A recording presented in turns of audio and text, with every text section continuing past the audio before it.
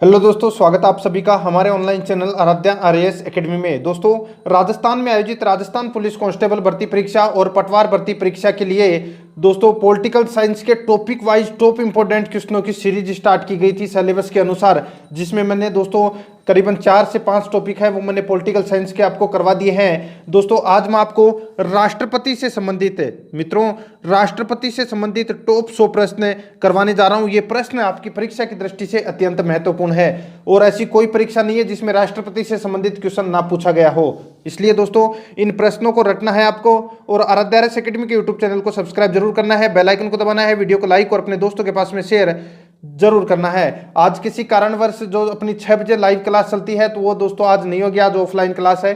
कल अपनी वापस 6 बजे क्लासें हैं वो शुरू हो जाएगी शाम को 6 बजे। ठीक है, तो चलिए दोस्तों शुरू करते हैं आज का अपना इसमें पहला प्रश्न।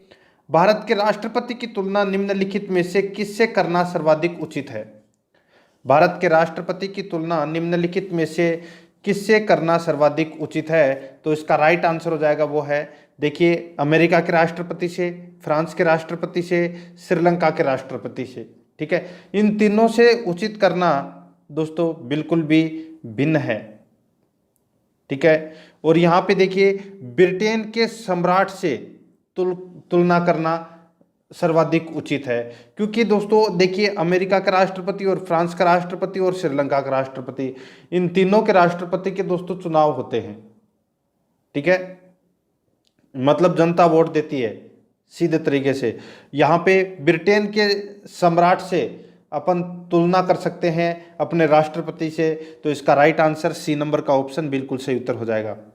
आगे देखिए सेकंड नंबर प्रश्न है, भारत में कार्यपालिका का अध्यक्ष कौन होता है? तो भारत में कार्यपालिका का अध्यक्ष कौन होता है? राष्ट्रपति। ए नंबर ऑप्शन सही उत्तर। नेक्स्ट थर्ड नंबर प्रश्न है, संघ की कार्यपालिका शक्ति निहित है? संघ की कार्यपालिका शक्ति निहित है, तो दोस्तों इसका राइट आंसर हो जाएगा ये राष्ट्रपति में निहित है। किस में निहित है? राष्ट्रपति में निहित है संघ की कार्यपालिका की शक्ति। ठीक है, आगे देखिए भारत का राष्ट्रपति क्या होता है? तो दोस्तों भारत का राष्ट्रपति है तो ये राज्य का प्रधान है। किसका प्रधान है? राज्य का प्रधान है भारत का राष्ट्रपति। तो इसका right answer A number option बिल्कुल सही उत्तर हो जाएगा। आगे देखिए भारतीय संविधान के अनुसार देश का प्रथम नागरिक कौन होता है? तो देश का प्रथम नागरिक है वो राष्ट्रपति होता है। ए नंबर ऑप्शन सही उत्तर। नेक्स्ट 6 नंबर प्रश्न है, भारतीय संविधान के अनुसार संघ की कार्यपालिका शक्ति किस में निहित होती है? तो संघ की कार्यपालिका शक्ति है वो किस में निहित होती है?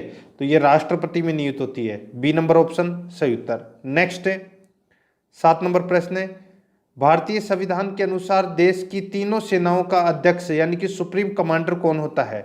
तो देश की तीनों सेनाओं का अध्यक्ष यानी कि सुप्रीम कमांडर कौन होता है? तो वो होता है राष्ट्रपति। ए नंबर ऑप्शन बिल्कुल सही उत्तर हो जाएगा, राष्ट्रपति।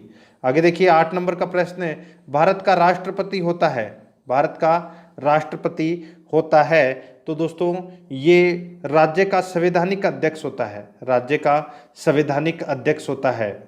ठीक है, भारत का राष्ट्रपति। बी नंबर का ऑप्शन बिल्कुल सही उत्तर हो जाएगा। ठीक है, भारत का वास्तविक शासक प्रधानमंत्री होता है, पहले नंबर का ऑप्शन में देखिए। आगे देखिए 9 नंबर प्रश्न है, भारतीय सशस्त्र सेनाओं का सर्वोच्च कमांडर कौन होता है? तो सशस्त्र सेनाओं का सर्वोच्च कमांडर ही राष्ट्रपति होता है दोस्तों। कौन होता है? राष्ट्रपति। ए नंबर ऑप्शन बिल्कुल सही उत्तर।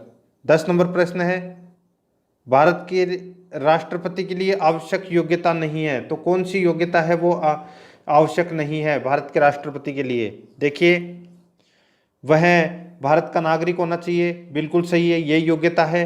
वह 35 वर्ष की उम्र से अधिक का आयु का होना चाहिए, ये भी दोस्तों इसमें बिल्कुल सही है। उसमें लोकसभा के सदस्य के लिए निर्धारित सभी योग्यताएं हो, तो ये भी दोस्तों इसमें बिल्कुल सही है। वह संसद के किसी सदन का सदस्य हो, ये योग्यता नहीं है दोस्तों राष्ट्रपति की। कोई जरूरी नहीं है कि वो संसद का सदस्य होना आवश्यक हो। ठीक है, ये योग्यता नहीं है, तो अपना राइट आंसर हो जाएगा इसमें डी नंबर का ऑप्शन सही उत्तर। आगे देखिए 11 नंबर का प्रश्न है, भारत के राष्ट्रपति निर्वाचित होने के पात्र बनने के लिए किसी व्यक्ति की पूर्ण आयु यानी कि आयु पूर्ण होनी चाहिए, यानी कि सीधा सा है, राष्ट्रपति बनने के लिए न्यूनतम आयु है वो कितनी होनी आवश्यक है, तो वो है 35 वर्ष। डी नंबर ऑप्शन सही उत्तर हो जाएगा। 12 नंबर का प्रश्न है, राष्ट्रपति पद के उम्मीदवार के लिए अधिकतम आयु कितनी होनी चाहिए। राष्ट्रपति पद के उम्मीदवार के लिए अधिकतम आयु कितनी होनी चाहिए, तो दोस्तों इसका राइट आंसर हो जाएगा अधिकतम आयु की कोई सीमा नहीं है, तो इसमें डी नंबर का ऑप्शन बिल्कुल सही उत्तर हो जाएगा। चाहे आप 108 साल के हो जाओ, चाहे आप 110 साल के हो जाओ, आप राष्ट्रपति के लिए पद के लिए उम्मीदवार हैं जब तक आप जिंदा है तब तक, ठीक है। लेकिन न्यूनतम आयु है वो आपकी 35 वर्ष होनी चाहिए, ठीक है। आगे देखिए, इसमें 13 नंबर का प्रश्न है, एक व्यक्ति राष्ट्रपति पद के लिए अधिकतम कितनी बार निर्वाचित हो सकता है। तो एक व्यक्ति राष्ट्रपति पद के लिए अधिकतम कितनी बार निर्वाचित हो सकता है, तो दोस्तों इसका राइट आंसर क्या हो जाएगा, वो है कोई सीमा नहीं, यानी कि कोई सीमा नहीं, कितनी बार भी राष्ट्रपति बन सकता है, ठीक है। तो अपना राइट आंसर इसमें डी नंबर का ऑप्शन बिल्कुल सही उत्तर हो जाएगा। आगे देखिए, इसमें 14 नंबर का प्रश्न है, राष्ट्रपति का निर्वाचन किस प्रकार से होता है। राष्ट्रपति का निर्वाचन किस प्रकार से होता है, तो दोस्तों इसका राइट आंसर हो जाएगा वो है अप्रत्यक्ष रूप से। अप्रत्यक्ष रूप से राष्ट्रपति का निर्वाचन होता है, तो इसमें बी नंबर ऑप्शन बिल्कुल सही उत्तर हो जाएगा। आगे देखिए, 15 नंबर का प्रश्न है, राष्ट्रपति पद के लिए यानी कि राष्ट्रपति पद के निर्वाचन हेतु कौन सी पद्धति अपनाई जाती है। तो राष्ट्रपति के पद के निर्वाचन हेतु कौन सी पद्धति अपनाई जाती है, तो दोस्तों वो है समानुपातिक प्रतिनिधित्व एवं एकल संक्रमणीय मत पद्धति। समानुपातिक प्रतिनिधित्व एवं एकल संक्रमणीय मत पद्धति, यह पद्धति अपनाई जाती है राष्ट्रपति के निर्वाचन हेतु, तो इसका राइट आंसर डी नंबर का ऑप्शन बिल्कुल सही उत्तर हो जाएगा। आगे देखिए, इसमें 16 नंबर का प्रश्न है, राष्ट्रपति पद के चुनाव संबंधी विवाद राष्ट्रपति पद के चुनाव संबंधी विवाद को किसे निर्देशित किया जाता है। तो राष्ट्रपति पद के चुनाव से संबंधित विवाद हो जाता है तो उसको सुलटारा कौन करता है उसका, तो वो है सुप्रीम कोर्ट, यानी कि उच्चतम न्यायालय। डी नंबर का ऑप्शन बिल्कुल सही उत्तर हो जाएगा इसका। आगे देखिए, राष्ट्रपति के चुनाव के लिए यहाँ पे 17 नंबर प्रश्न है, राष्ट्रपति के चुनाव के लिए प्रस्तावक एवं अनुमोदकों की कम से कम कितनी संख्या होनी चाहिए।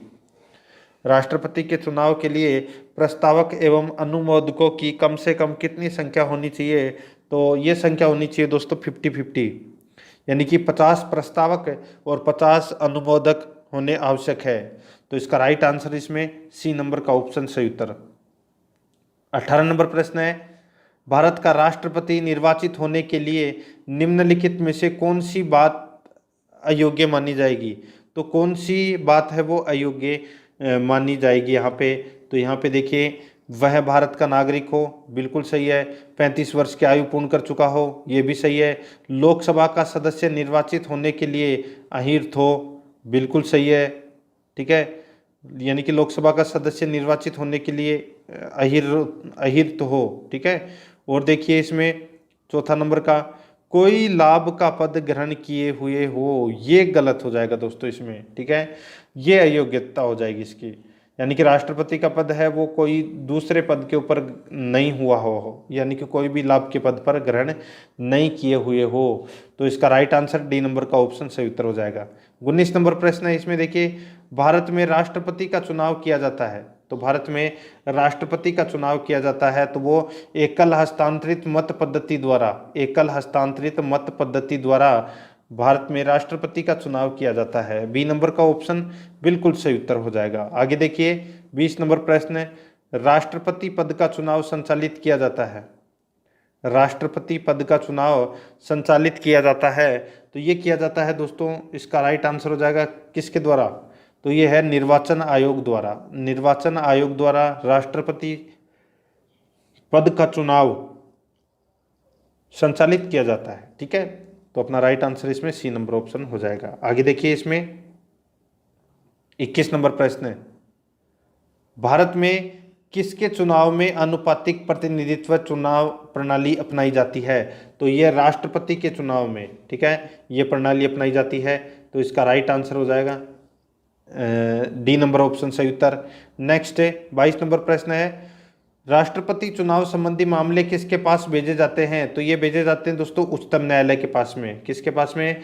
उच्चतम न्यायालय के पास में। आगे देखिए इसमें 23 नंबर प्रश्न है, किस अनुच्छेद के तहत राष्ट्रपति तथा उपराष्ट्रपति के निर्वाचन से संबंधित विवाद का निर्णय उच्चतम न्यायालय द्वारा करने का प्रावधान संविधान में किया गया है? अब यानी कि देखिए दोस्तों यहाँ पे कि राष्ट्रपति और उपराष्ट्रपति के निर्वाचन संबंधी विवाद का निर्णय है वो उच्चतम न्यायालय करता है। और ये कौन से अनुच्छेद के अंतर्गत ये प्रावधान किया गया है कि इन दोनों के निर्वाचन से संबंधित विवाद है वो उच्चतम न्यायालय हल करेगा? तो वो अनुच्छेद है दोस्तों अनुच्छेद 71। अनुच्छेद 71 में यह प्रावधान किया गया है। तो इसमें डी नंबर ऑप्शन बिल्कुल सही उत्तर। आगे देखिए 24 नंबर प्रश्न है, राष्ट्रपति पद के उम्मीदवारों को चुनाव प्रचार हेतु कितना समय मिलता है? राष्ट्रपति पद के उम्मीदवारों को चुनाव प्रचार हेतु कितना समय मिलता है? तो दोस्तों कितना समय मिलता है? तो 2 सप्ताह का समय मिलता है। बी नंबर का ऑप्शन बिल्कुल सही उत्तर हो जाएगा, 2 सप्ताह का। आगे देखिए इसमें भारत का राष्ट्रपति का चुनाव कितने वर्षों के लिए होता है? भारत का राष्ट्रपति यानी कि भारत के राष्ट्रपति का चुनाव है वो कितने वर्षों के लिए होता है? तो ये होता है दोस्तों 5 वर्षों के लिए। बी नंबर का ऑप्शन इसका बिल्कुल सही उत्तर हो जाएगा। आगे देखिए, किस अनुच्छेद के तहत राष्ट्रपति अपने पद ग्रहण करने की तिथि से 5 वर्ष की अवधि तक अपने पद पर बना रहता है? तो दोस्तों कौन से अनुच्छेद के अंतर्गत? यानी कि दोस्तों देखिए यहाँ पे राष्ट्रपति है वो अपने पद ग्रहण करने की तिथि से यानी कि जिस दिन ज्वाइनिंग करता है उस दिन से 5 वर्ष तक राष्ट्रपति अपने पद पर रह सकता है यानी कि बना रहता है। कौन से अनुच्छेद के अंतर्गत? ये अनुच्छेद 56 के अंतर्गत। ठीक है, अनुच्छेद 56 के अंतर्गत। तो इसमें बी नंबर का ऑप्शन सही उत्तर हो जाएगा। ठीक है, आगे देखिए इसमें 27 नंबर प्रश्न है, राष्ट्रपति के चुनाव के लिए निर्वाचक मंडल में होते हैं। तो राष्ट्रपति के चुनाव के लिए निर्वाचक मंडल में होते हैं तो कौन होते हैं निर्वाचक मंडल में? देखिए, संसद के दोनों सदनों तथा विधानसभाओं के निर्वाचित सदस्य हैं वो इसमें भाग लेते हैं। यानी कि राष्ट्रपति के चुनाव में सीधा सा है कि कौन भाग लेते हैं? तो संसद के दोनों सदनों के सदस्य और विधानसभा के निर्वाचित सदस्य इसमें भाग लेते हैं। तो इसका बी नंबर ऑप्शन बिल्कुल सही उत्तर हो जाएगा। ठीक है, आगे देखिए इसके अंदर 28 नंबर प्रश्न है, भारत के राष्ट्रपति के निर्वाचन के बारे में निम्नलिखित में से कौन सा कथन सही नहीं है? तो कौन सा कथन है वो इसमें सही नहीं है वो अपने को इसमें बताना है। देखिए मैं आपको डायरेक्ट बता ही देता हूँ, पूरा ही बता देता हूँ। तो इसमें देखिए निर्वाचन से संबंधित अपने को बताना है कि कौन सा कथन इसमें सत्य नहीं है राष्ट्रपति से संबंधित। देखिए, सभी राज्य विधानसभाओं के सदस्य निर्वाचक मंडल के सदस्य होते हैं, इसलिए उस समय राष्ट्रपति का निर्वाचन नहीं हो सकता जब 1 या 2 विधानसभाएं भंग हो। ठीक है, आगे देखिए इसमें तीसरा नंबर का, संसद के दोनों सदनों के सदस्यों का मत मूल्य सभी राज्य विधानसभाओं के संयुक्त मत मूल्य से कहीं भी अधिक होता है। बिल्कुल सही बात है, दोनों कथन है वो सही है। आगे देखिए इसमें, कोई उम्मीदवार यदि मतों का बहुमत प्राप्त कर लेता है तो वह स्वयं ही निर्वाचित नहीं हो जाता। ये भी दोस्तों इसमें बिल्कुल सही है। आगे देखिए इसमें, राष्ट्रपति के निर्वाचन के संबंध में यदि कोई विवाद हो तो सर्वोच्च न्यायालय के क्षेत्राधिकार में नहीं आता। यहाँ पे ये गलत दे रखा, नहीं तो सर्वोच्च न्यायालय के क्षेत्राधिकार में ही आता है। तो यहाँ पे नहीं गलत दे रखा है इसमें, तो अपना राइट आंसर हो जाएगा इसमें डी नंबर का ऑप्शन बिल्कुल सही उत्तर हो जाएगा। आगे देखिए इसमें 29 नंबर प्रश्न है, भारत के राष्ट्रपति को उसके पद से हटाया जा सकता है। भारत के राष्ट्रपति को उसके पद से हटाया जा सकता है तो ये संसद द्वारा हटाया जा सकता है। डी नंबर का ऑप्शन सही उत्तर हो जाएगा। आगे देखिए, भारत के राष्ट्रपति को पद से हटाने की प्रक्रिया, भारत के राष्ट्रपति को पद से हटाने की प्रक्रिया तो कैसे हटा सकते हैं? तो संसद द्वारा महाभियोग पारित करके राष्ट्रपति को हटा सकते हैं। तो इसका राइट आंसर हो जाएगा इसमें, वो है डी नंबर का ऑप्शन बिल्कुल सही उत्तर। आगे देखिए, संविधान के उल्लंघन के लिए राष्ट्रपति के विरुद्ध अभियोग कार्यवाही किसमें शुरू की जा सकती है? संविधान के उल्लंघन के लिए राष्ट्रपति के विरुद्ध अभियोग कार्रवाई किसमें शुरू की जा सकती है? तो शुरू यानी कि जो अपने महाभियोग की जो प्रक्रिया है, ठीक है, वो किसमें शुरू की जा सकती है? तो संसद के कोई से भी सदन में की जा सकती है, यानी कि संसद के किसी भी सदन के द्वारा ये महाभियोग की प्रक्रिया है, ये शुरू की जा सकती है। तो इसमें सी नंबर ऑप्शन सही उत्तर हो जाएगा। आगे देखिए, राष्ट्रपति को हटाया जा सकता है, तो कैसे हटाया जा सकता है? तो ये महाभियोग के द्वारा हटाया जा सकता है, डी नंबर ऑप्शन सही उत्तर। नेक्स्ट आगे देखिए, 33 नंबर प्रश्न है, राष्ट्रपति पर महाभियोग किस आधार पर लगाया जा सकता है? राष्ट्रपति पर महाभियोग किस आधार पर लगाया जा सकता है? तो इसका राइट आंसर हो जाएगा, वो है दोस्तों, देखिए इसमें संविधान के अतिक्रमण करने पर, यानी कि संविधान का अतिक्रमण करने पर राष्ट्रपति पर महाभियोग लगाया जा सकता है। तो इसमें बी नंबर ऑप्शन बिल्कुल सही उत्तर हो जाएगा। आगे देखिए, राष्ट्रपति पर महाभियोग की प्रक्रिया किस देश के संविधान से ली गई है? यानी कि राष्ट्रपति पर महाभियोग की प्रक्रिया है, ये किस देश के संविधान से ली गई है? तो ये ली गई है दोस्तों कहाँ से? तो अमेरिका के संविधान से ली गई है। ए नंबर ऑप्शन बिल्कुल सही उत्तर हो जाएगा। आगे देखिए, इसमें 35 नंबर प्रश्न है, भारतीय राष्ट्रपति को किस परिस्थिति में अपने पद से त्यागपत्र देना पड़ता है? भारतीय राष्ट्रपति को किस परिस्थिति में अपने पद से त्यागपत्र देना पड़ता है? तो वो है दोस्तों महाभियोग लगने पर। महाभियोग लगने पर अपने पद से त्यागपत्र देना पड़ता है राष्ट्रपति को। ए नंबर ऑप्शन सही उत्तर हो जाएगा। आगे देखिए, कार्यकाल पूर्ण होने पर, ठीक है, कार्यकाल पूर्ण होने पर पहले भारत के राष्ट्रपति को उनके पद से कौन हटा सकता है? यानी कि कार्यकाल पूर्ण होने पर पहले, यानी कि कार्यकाल पूर्ण होने से पहले भारत के राष्ट्रपति को उनके पद से कौन हटा सकता है? तो कौन हटा सकता है? तो दोस्तों इसका राइट आंसर हो जाएगा, वो है संसद द्वारा महाभियोग लगाकर उसको, यानी कि राष्ट्रपति को कार्यकाल समाप्त होने से पहले ही हटाया जा सकता है महाभियोग के द्वारा। ठीक है, आगे देखिए, राष्ट्रपति पर महाभियोग का आरोप एक संकल्प के रूप में संसद के किसी भी सदन में लाया जा सकता है। यह कम से कम कितने दिन की लिखित सूचना के बाद प्रस्तुत किया जाना चाहिए?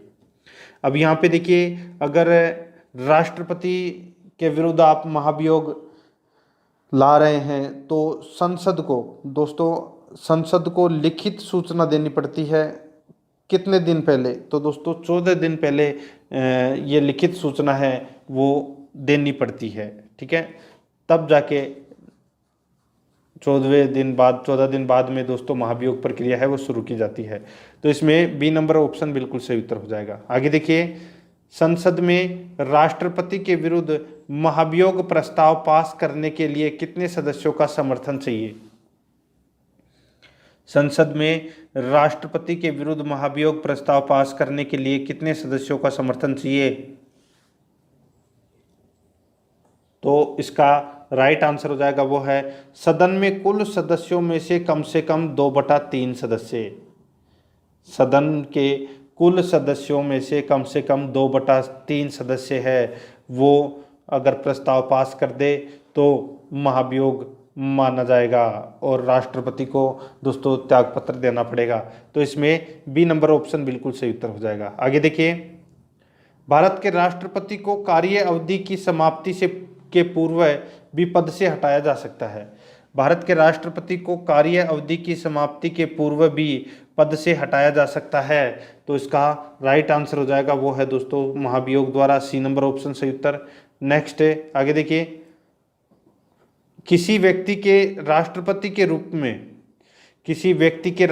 के रूप में चुनाव को अवैध घोषित किए जाने की स्थिति में, बहुत ही अच्छा प्रश्न है, किसी व्यक्ति के राष्ट्रपति के रूप में चुनाव को अवैध घोषित किए जाने की स्थिति में उसके द्वारा अपना चुनाव अवैध घोषित किए जाने से पूर्व के कृत्यों की क्या संवैधानिकता होगी? तो क्या संवैधानिकता होगी? तो दोस्तों ये करते विधि मान्य होंगे, ये करते विधि मान्य होंगे, तो अपना इसमें राइट आंसर क्या हो जाएगा, बी नंबर का ऑप्शन बिल्कुल सही उत्तर हो जाएगा। आगे देखिए दोस्तों, इसमें 41 नंबर प्रश्न है, भारत के राष्ट्रपति को महाभियोग द्वारा हटाया जा सकता है, किंतु महाभियोग की प्रक्रिया को दोषपूर्ण कहकर आलोचना की जाती है। यह प्रक्रिया में कौन सा दोष नहीं है? तो कौन सा दोष है वो नहीं है इस प्रक्रिया के अंदर, वो अपने को इसमें बताना है। देखिए, राष्ट्रपति के निर्वाचन में राज्य विधानसभा के सदस्य भाग लेते हैं, किंतु महाभियोग की प्रक्रिया में उन्हें किसी भी प्रकार का अवसर नहीं दिया गया है। बिल्कुल सही बात है। महाभियोग की प्रक्रिया के अंदर दोनों सदन ही भाग लेते हैं, लोकसभा और राज्यसभा, लेकिन विधानसभा है, राज्य की जो विधानसभा है वो इसमें भाग नहीं लेती। लेकिन चुनाव के समय है, राष्ट्रपति का अगर चुनाव करना है तो यहाँ पे इसका प्रयोग किया जाता है विधानसभा का। ठीक है, बिल्कुल सत्य बात है ये, लेकिन दोष नहीं है ये। ठीक है, ये दोष नहीं है। आगे देखिए, इसमें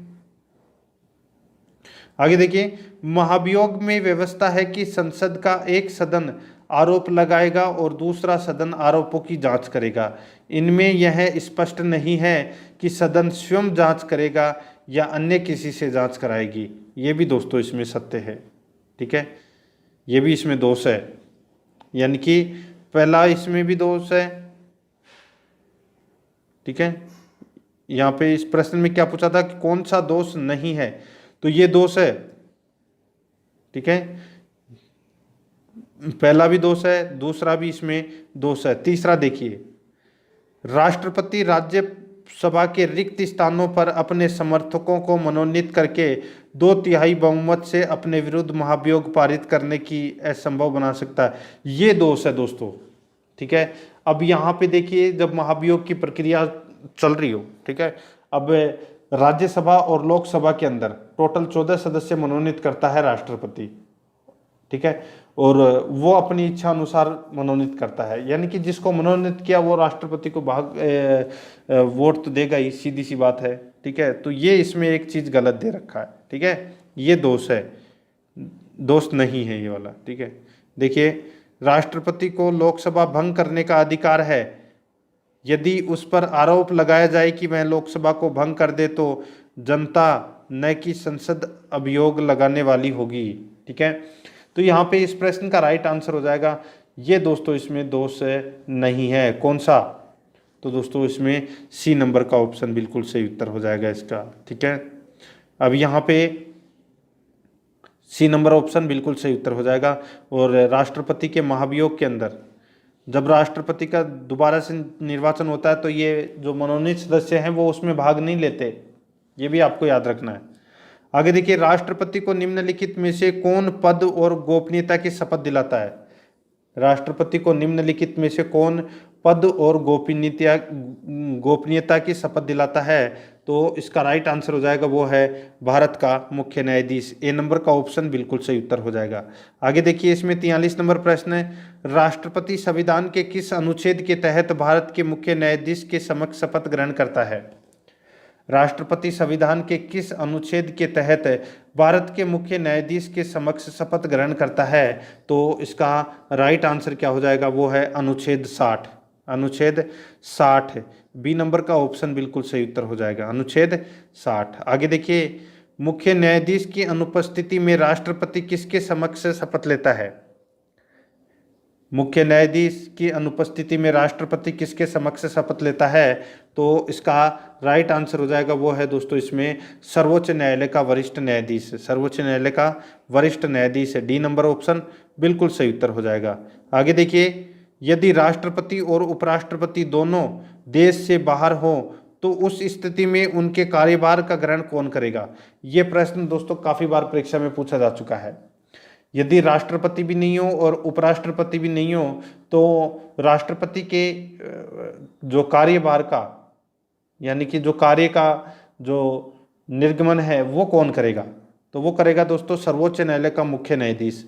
अगर मान लो राष्ट्रपति भी नहीं है और उपराष्ट्रपति भी नहीं है और सर्वोच्च न्यायालय का मुख्य न्यायाधीश भी नहीं है, तब राष्ट्रपति के कार्यों का निर्वहन कौन करेगा? तो वो है दोस्तों सर्वोच्च न्यायालय का वरिष्ठतम न्यायाधीश है, वो राष्ट्रपति के कार्यों का निर्वहन करेगा। तो इसमें सी नंबर ऑप्शन सही उत्तर हो जाएगा। नेक्स्ट 46 नंबर प्रश्न है, भारत का राष्ट्रपति अपना त्याग पत्र किसे संबोधित करता है? तो अपना त्याग पत्र है वो दोस्तों किसे संबोधित करता है? सर यहाँ पे देखिए न्याय पत्र है, त्याग पत्र नहीं है। यहाँ पे देखिए सॉरी न्याय पत्र नहीं, त्याग पत्र ही है ये, त्याग, ठीक है, त्याग पत्र। यहाँ पे देखिए दोस्तों राष्ट्रपति अपना त्याग पत्र है वो किसे देता है? तो उपराष्ट्रपति को, और उपराष्ट्रपति अपना त्याग पत्र किसे देता है? तो राष्ट्रपति को। यानी कि दोनों एक दूसरे को क्या करते हैं? त्याग पत्र देते हैं। तो इसका राइट आंसर इसमें बी नंबर का ऑप्शन बिल्कुल सही उत्तर हो जाएगा, उपराष्ट्रपति। आगे देखिए, राष्ट्रपति के त्याग पत्र की सूचना उपराष्ट्रपति किसको देता है? राष्ट्रपति के त्याग पत्र की सूचना उपराष्ट्रपति किसको देता है? तो ये देता है दोस्तों लोकसभा अध्यक्ष को। लोकसभा अध्यक्ष को तुरंत सूचना देगा कि राष्ट्रपति ने मेरे को त्याग पत्र दे दिया है, ठीक है। आगे देखिए, इसमें 48 नंबर प्रश्न है, एक ही समय में यदि राष्ट्रपति और उपराष्ट्रपति दोनों का पद रिक्त हो जाए तो राष्ट्रपति के कर्तव्यों का निर्वहन कौन करेगा? एक ही समय में यदि राष्ट्रपति और उपराष्ट्रपति दोनों का पद रिक्त हो जाए तो राष्ट्रपति के कर्तव्यों का निर्वहन कौन करेगा? तो इसका राइट आंसर हो जाएगा वो है भारत का मुख्य न्यायाधीश। बी नंबर का ऑप्शन बिल्कुल सही उत्तर हो जाएगा, भारत का मुख्य न्यायाधीश। आगे देखिए, यदि मृत्यु, त्याग पत्र अथवा हटाए जाने की स्थिति में भारत के राष्ट्रपति का पद रिक्त हो जाए तो उस पद का कार्यभार कौन संभालेगा? तो सीधा सा है भाई, राष्ट्रपति की मृत्यु या त्याग पत्र कुछ भी हो गया हो तो उसके कार्य को कौन संभालेगा? तो वो है उपराष्ट्रपति। तो इसमें बी नंबर ऑप्शन बिल्कुल सही उत्तर हो जाएगा। आगे देखिए, इसमें 50 नंबर प्रश्न है, जब राष्ट्रपति की मृत्यु, त्याग पत्र या उसको हटा दिया जाता है या अन्य कारणों से दोस्तों कर्तव्यों को नहीं निभा सकता तो उपराष्ट्रपति है वो कितने समय तक राष्ट्रपति के रूप में कार्य करता है? तो वो है दोस्तों 6 माह तक। 6 माह तक, यानी कि डी नंबर का ऑप्शन सही उत्तर हो जाएगा। 6 माह तक दोस्तों उपराष्ट्रपति है वो राष्ट्रपति के पद पर कार्य करता है। 6 माह में राष्ट्रपति चुनना बहुत आवश्यक है। तो इसमें डी नंबर ऑप्शन सही उत्तर हो जाएगा। आगे देखिए, निम्नलिखित में से कौन से राष्ट्रपति पूर्व में केंद्रीय गृह मंत्री थे? तो कौन से राष्ट्रपति है वो पूर्व में, यानी कि पहले है वो केंद्रीय गृह मंत्री रह चुके हैं? तो उनका नाम है दोस्तों ज्ञानी जैल सिंह। ज्ञानी जैल सिंह, ये सबसे कम पढ़े लिखे थे। इनका नाम है ज्ञानी जैल सिंह, और ये सबसे कम पढ़े लिखे थे, ठीक है। तो इसका राइट आंसर बी नंबर का ऑप्शन सही उत्तर हो जाएगा। आगे देखिए, भारत के राष्ट्रपति निर्वाचित होने से पूर्व निम्न में से कौन उपराष्ट्रपति नहीं थे? भारत के राष्ट्रपति निर्वाचित होने से पूर्व निम्न में से कौन उपराष्ट्रपति नहीं थे? तो इसका राइट आंसर हो जाएगा वो है इसमें ज्ञानी जैल सिंह, ठीक है। ज्ञानी जैल सिंह है वो राष्ट्रपति बनने से पहले उपराष्ट्रपति नहीं बने थे, ठीक है। ये केंद्रीय गृह मंत्री थे। तो इसमें डी नंबर ऑप्शन सही उत्तर हो जाएगा। आगे देखिए, इसमें सीधा सा बहुत ही अच्छा प्रश्न है, भारत के चौथे राष्ट्रपति थे, कौन थे, क्या नाम था? तो वो है वीवी गिरी। ए नंबर का ऑप्शन बिल्कुल सही उत्तर हो जाएगा। नेक्स्ट है, सबसे लंबे समय तक भारत के राष्ट्रपति रहे तो कौन रहे? तो दोस्तों डॉक्टर राजेंद्र प्रसाद ये भारत के सबसे लंबे समय तक राष्ट्रपति रहे थे। ए नंबर का ऑप्शन बिल्कुल सही उत्तर हो जाएगा।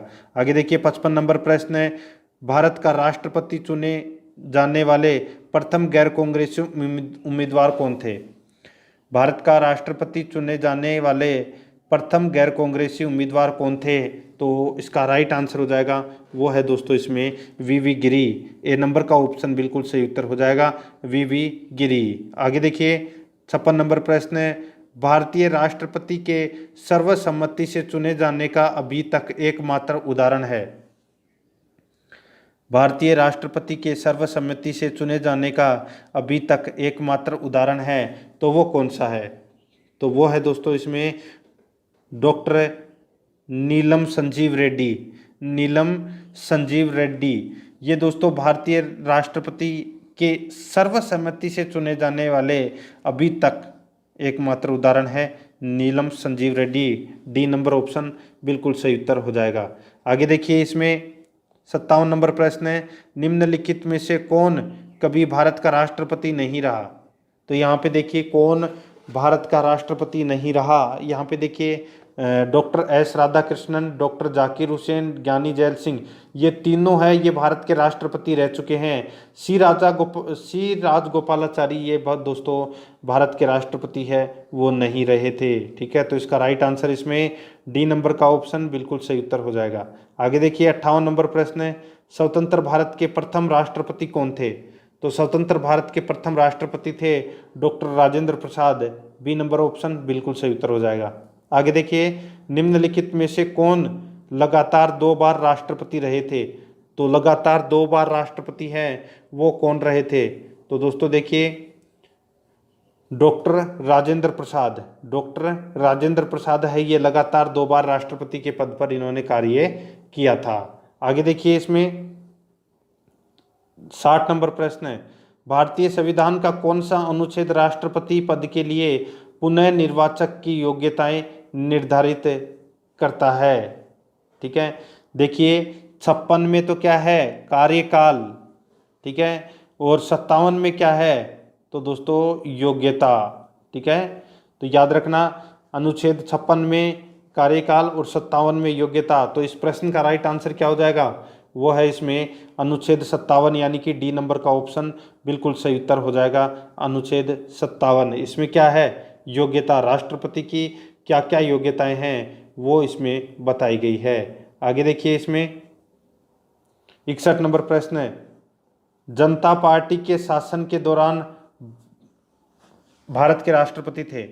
जनता पार्टी के शासन के दौरान भारत के राष्ट्रपति थे तो कौन थे। तो दोस्तों एन संजीव रेड्डी, एन संजीव रेड्डी यानी कि नीलम संजीव रेड्डी। तो इसमें बी नंबर ऑप्शन बिल्कुल सही उत्तर हो जाएगा। आगे देखिए भारत के किस राष्ट्रपति की मृत्यु कार्यकाल पूरा करने से पूर्व ही हो गई थी। यानी कि अपने को उस राष्ट्रपति का नाम बताना है जिनकी कार्यकाल समाप्त होने से पूर्व ही उनकी मृत्यु हो गई। तो उनका नाम था दोस्तों doctor Zakir Hussain. C number का ऑप्शन बिल्कुल सही उत्तर हो जाएगा, डॉक्टर जाकिर हुसैन। ठीक है, आगे देखिए इसमें 63 नंबर प्रश्न है, भारतीय संघ के प्रतिरक्षा बलों का सर्वोच्च समादेश निम्नलिखित में से किस में निहित होता है। निम्नलिखित में से किस में निहित होता है तो इसका राइट आंसर हो जाएगा वो है दोस्तों किस में, तो राष्ट्रपति में। तो सीधा सा है, तीनों सेनाओं का जो प्रमुख होता है वो राष्ट्रपति होता है। बी नंबर ऑप्शन सही उत्तर। आगे देखिए निम्नलिखित में से भारत का राष्ट्रपति किसकी नियुक्ति नहीं करता है। तो भारत का राष्ट्रपति है वो किसकी नियुक्ति नहीं करता, तो वो है दोस्तों उपराष्ट्रपति की नियुक्ति है वो भारत का राष्ट्रपति नहीं करता। प्रधानमंत्री, राज्यपाल, मुख्य निर्वाचन आयुक्त, इन तीनों की नियुक्ति दोस्तों भारत का राष्ट्रपति करता है। ठीक है, तो इसका right answer A number option बिल्कुल सही उत्तर हो जाएगा। आगे देखिए इसमें 65 नंबर प्रश्न है, निम्नलिखित में से किसकी नियुक्ति भारत का राष्ट्रपति करता है। तो किसकी नियुक्ति भारत का राष्ट्रपति करता है तो इसका राइट आंसर हो जाएगा वो है दोस्तों देखिए भारत का महान्यायवादी, नियंत्रक एवं महालेखा परीक्षक, एक राज्य का राज्यपाल। ठीक है, इन तीनों की नियुक्ति दोस्तों राष्ट्रपति के द्वारा की जाती है। तो इस प्रश्न का राइट आंसर हो जाएगा उपरोक्त सभी। डी नंबर का ऑप्शन बिल्कुल सही उत्तर हो जाएगा। आगे देखिए केंद्रीय मंत्रिमंडल के मंत्रियों की नियुक्ति कौन करता है।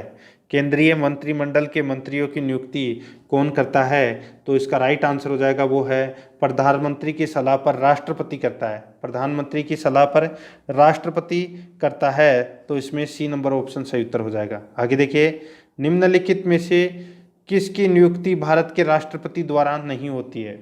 तो किसकी नियुक्ति भारत के राष्ट्रपति द्वारा नहीं होती, तो यहाँ पे देखिए लोकसभा अध्यक्ष, लोकसभा अध्यक्ष की नियुक्ति दोस्तों लोकसभा सदस्यों द्वारा की जाती है।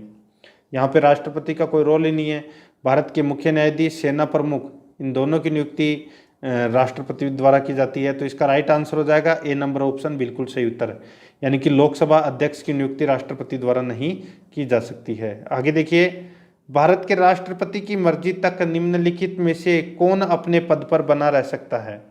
यानी कि भारत के राष्ट्रपति की मर्जी तक निम्नलिखित में से कौन अपने पद पर रह सकता है।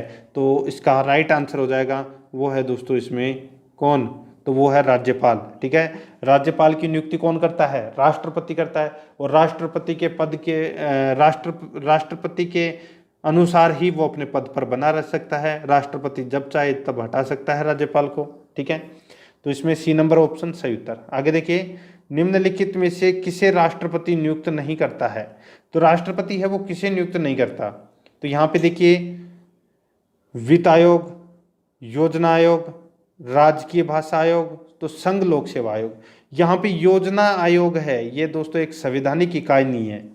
ठीक है, तो इसकी जो नियुक्ति है वो दोस्तों राष्ट्रपति नहीं करता है। बाकी तीनों की नियुक्ति, वित्त आयोग, राजकीय भाषा आयोग और संघ लोक सेवा आयोग, इन तीनों की नियुक्ति दोस्तों राष्ट्रपति करता है। तो इसमें बी नंबर ऑप्शन सही उत्तर हो जाएगा। आगे देखिए, वित्त बिल के लिए किसकी पूर्व स्वीकृति आवश्यक है। वित्त बिल के लिए किसकी पूर्व स्वीकृति आवश्यक है। तो इसका राइट आंसर हो जाएगा, वो है दोस्तों इसमें भारत के राष्ट्रपति की। तो इसमें सी नंबर ऑप्शन बिल्कुल सही उत्तर हो जाएगा। आगे देखिए, किसी भी अभियुक्त की फांसी की सजा को बदलने या कम करने का अधिकार किसे दिया गया है। तो किसी अभियुक्त की फांसी की सजा बदलने या कम करने का अधिकार किसे दिया गया है। तो ये दिया गया है दोस्तों राष्ट्रपति को। ठीक है, तो इसमें ए नंबर ऑप्शन बिल्कुल सही उत्तर हो जाएगा, राष्ट्रपति को। आगे देखिए, राष्ट्रपति द्वारा संसद के दोनों सदनों के लिए कुल कितने सदस्यों को नामित किया जा सकता है। तो कुल कितने सदस्यों को नामित किया जा सकता है राष्ट्रपति द्वारा संसद के दोनों सदनों के लिए, कुल कितने सदस्यों को नामित किया जा सकता है। तो दोस्तों टोटल 14 सदस्य नामित करता है। ठीक है, ए नंबर ऑप्शन बिल्कुल सही उत्तर। आगे देखिए, इसमें 12 राज्यसभा में और 2 लोकसभा में। आगे देखिए, भारत के राष्ट्रपति को यह अधिकार प्राप्त नहीं है कि वह न्यायालय के न्यायाधीश को हटाए। ये अधिकार दोस्तों राष्ट्रपति के पास में नहीं है। ठीक है, क्षमा करने का है, आपातकाल की घोषणा करने का है, अध्यादेश जारी करने का है, लेकिन न्यायाधीश को हटाने का अधिकार है वो राष्ट्रपति के पास नहीं है। तो इसमें बी नंबर ऑप्शन सही उत्तर हो जाएगा। आगे देखिए, किसी विधि के प्रश्न पर सर्वोच्च न्यायालय से परामर्श लेने का अधिकार किसको है। तो दोस्तों 143 यानी कि आर्टिकल 143 के तहत राष्ट्रपति है वो सर्वोच्च न्यायालय के मुख्य न्यायाधीश से परामर्श ले सकता है, परंतु उस परामर्श को मानने के लिए राष्ट्रपति बाध्य नहीं है। तो यहाँ पे इसका राइट आंसर हो जाएगा बी नंबर का ऑप्शन, बिल्कुल सही उत्तर, राष्ट्रपति। आगे देखिए, अभी मैंने आपको बताया 75 नंबर प्रश्न में देखिए क्या है, भारतीय संविधान का कौन सा अनुच्छेद राष्ट्रपति को उच्चतम न्यायालय से परामर्श करने की शक्ति प्रदान करता है। अभी बताया था मैंने, अनुच्छेद 143, सी नंबर का ऑप्शन बिल्कुल सही उत्तर हो जाएगा। आगे देखिए 76 नंबर प्रश्न है, संसद का अधिवेशन बुलाने का काम है। तो संसद का अधिवेशन बुलाने का काम किसका है। तो ये है राष्ट्रपति का। तो इसमें डी नंबर ऑप्शन सही उत्तर हो जाएगा, राष्ट्रपति। आगे देखिए, राष्ट्रपति को कौन सहाय्य एवं मंत्रणा देता है। तो राष्ट्रपति को कौन सहाय्य एवं मंत्रणा देता है। तो वो है संघीय मंत्रिपरिषद। डी नंबर ऑप्शन बिल्कुल सही उत्तर हो जाएगा। आगे देखिए, भारत के राष्ट्रपति ने आर्थिक संकट की घोषणा कब की थी। भारत के राष्ट्रपति ने आर्थिक संकट की घोषणा है वो कब की थी। तो ये की थी दोस्तों कब। तो इसका राइट आंसर हो जाएगा वो है दोस्तों कभी नहीं, यानी कि आर्टिकल 360। आर्टिकल 360 का अभी तक एक बार भी प्रयोग नहीं किया गया है। तो इस प्रश्न का राइट आंसर डी नंबर का ऑप्शन कभी नहीं। नेक्स्ट 79 नंबर प्रश्न है, इसमें देखिए, विदेशों को भेजे जाने वाले विभिन्न संसदीय प्रतिनिधिमंडलों के लिए व्यक्तियों का नामांकन निम्नलिखित में से कौन करता है। दोबारा देखिए, विदेशों को भेजे जाने वाले विभिन्न संसदीय प्रतिनिधिमंडलों के लिए व्यक्तियों का नामांकन निम्नलिखित में से कौन करता है। तो दोस्तों कौन करता है। तो वो करता है राष्ट्रपति। सी नंबर ऑप्शन बिल्कुल सही उत्तर हो जाएगा। 80 नंबर प्रश्न है, इसमें देखिए, भारत के निम्नलिखित में से किस मुख्य न्यायाधीश ने कुछ समय तक भारत के राष्ट्रपति के रूप में कार्य किया? भारत के निम्नलिखित में से किस मुख्य न्यायाधीश ने कुछ समय तक भारत के राष्ट्रपति के रूप में कार्य किया? तो दोस्तों उनका नाम था एम हिदायतुल्ला, यानी कि न्यायमूर्ति एम हिदायतुल्ला। इन्होंने राष्ट्रपति के रूप में कार्य किया हुआ है। तो इसमें डी नंबर का ऑप्शन बिल्कुल सही उत्तर हो जाएगा। आगे देखिए 81 नंबर प्रश्न है, बहुत ही अच्छा प्रश्न है। निम्नलिखित में से कौन राष्ट्रपति का कार्य नहीं है? तो दोस्तों कौन सा इसमें राष्ट्रपति का कार्य नहीं है वो अपने को बताना है दोस्तों इसमें। ठीक है, देखिए यहाँ पे लोकसभा का सत्र बुलाना ये राष्ट्रपति का कार्य है, लोकसभा का विघटन करना ये भी राष्ट्रपति का कार्य है, लोकसभा का सत्रावसान करना ये भी राष्ट्रपति का कार्य है। ठीक है, अब बचा अपने पास चौथा, यानी कि किसी सत्र के अंतर्गत लोकसभा की बैठक आहूत करना, ये दोस्तों राष्ट्रपति का कार्य नहीं है। तो इसका right answer D number option हो जाएगा। आगे देखिए, विदेशी देशों के सभी राजदूतों का कमिश्नरों के प्रत्यय पत्र किसके द्वारा प्राप्त किए जाते हैं? विदेशी देशों के सभी राजदूतों का कमिश्नरों के प्रत्यय पत्र किसके द्वारा प्राप्त किए जाते हैं? तो इसका राइट आंसर हो जाएगा वो है राष्ट्रपति के द्वारा। सी नंबर का ऑप्शन सही उत्तर हो जाएगा। नेक्स्ट 83 नंबर प्रश्न है, राष्ट्रपति किस विधेयक को पुनर्विचार के लिए नहीं लौटा सकता? राष्ट्रपति किस विधेयक को पुनर्विचार के लिए नहीं लौटा सकता? तो वो है धन विधेयक। तो इसमें सी नंबर का ऑप्शन बिल्कुल सही उत्तर हो जाएगा, धन विधेयक। ठीक है, धन विधेयक को दोस्तों वापस नहीं लौटा सकता। आगे देखिए, यदि राष्ट्रपति द्वारा किसी विधेयक को पुनर्विचार के लिए लौटाया जाता है तो वह किस वीटो का प्रयोग करता है? तो वह कौन सा वीटो का प्रयोग करता है? ठीक है, तो ये वो दोस्तों निलंबनकारी वीटो का प्रयोग करता है, निलंबनकारी वीटो का प्रयोग करता है। ठीक है, तो इसमें बी नंबर का ऑप्शन बिल्कुल सही उत्तर हो जाएगा। जेबी वीटो का मतलब क्या होता है कि यहाँ पे लौटा तो दिया, यानी कि किसी विधेयक को निलंबनकारी वीटो के तहत लौटा दिया वापस। अब जेबी वीटो के अंदर वो लौटाता भी नहीं है और उसको पास भी नहीं करता। ठीक है, अपने पास पड़ा रखता है, वो होता है जेबी वीटो। तो इसका right answer B number option हो जाएगा। आगे देखिए, राष्ट्रपति निम्न में से किस सूची के विषय पर अध्यादेश जारी कर सकता है? तो कौन सी सूची के विषय के ऊपर दोस्तों अध्यादेश जारी कर सकता है? तो संघ एवं समवर्ती सूची, संघ एवं यानी कि संघ व समवर्ती सूची पर अध्यादेश जारी कर सकता है। डी नंबर का ऑप्शन बिल्कुल सही उत्तर हो जाएगा। आगे देखिए, राष्ट्रपति किस सूची के विषय पर अध्यादेश जारी नहीं कर सकता? राष्ट्रपति किस सूची के विषय पर अध्यादेश जारी नहीं कर सकता? तो इसका राइट आंसर हो जाएगा वो है इसमें राज्य सूची। सी नंबर का ऑप्शन बिल्कुल सही उत्तर हो जाएगा, राज्य सूची। नेक्स्ट 87 नंबर प्रश्न है, निम्नलिखित में से किस परिस्थिति में राष्ट्रपति अध्यादेश जारी नहीं कर सकता है? तो कौन सी परिस्थिति में राष्ट्रपति अध्यादेश जारी नहीं कर सकता है? तो इसका राइट आंसर हो जाएगा वो है दोस्तों जब दोनों सत्र में हो, जब दोनों सत्र में हो तब राष्ट्रपति अध्यादेश जारी नहीं कर सकता। तो इसका राइट आंसर इसमें सी नंबर का ऑप्शन बिल्कुल सही उत्तर। दोनों का मतलब समझ गए, राज्यसभा और लोकसभा दोनों की बात हो रही है यहाँ पे। तो इसमें सी नंबर ऑप्शन सही उत्तर हो जाएगा। आगे देखिए, जब कोई विधेयक संसद द्वारा पारित हो जाता है तो राष्ट्रपति को अधिकार है कि उसे, तो राष्ट्रपति को अधिकार है कि उसे पुनर्विचार के लिए वापस भेज सकता है। ठीक है, यदि कोई विधेयक संसद द्वारा पारित हो जाता है तो राष्ट्रपति को अधिकार है कि उसे पुनर्विचार के लिए वापस भेज सकता है। ठीक है, तो इसका right answer D number option सही उत्तर।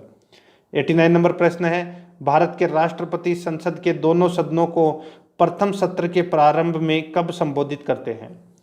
भारत के राष्ट्रपति संसद के दोनों सदनों को प्रथम सत्र के प्रारंभ में कब संबोधित करते हैं? तो इसका राइट आंसर हो जाएगा वो है दोस्तों इसमें देखिए प्रतिवर्ष लोकसभा के लिए प्रत्येक आम चुनाव के बाद में। ठीक है, तो इस प्रश्न का राइट आंसर हो जाएगा सी नंबर का ऑप्शन ए और बी दोनों। नेक्स्ट, संविधान के अनुच्छेद 124 के अंतर्गत राष्ट्रपति निम्नलिखित में से क्या कर सकता है?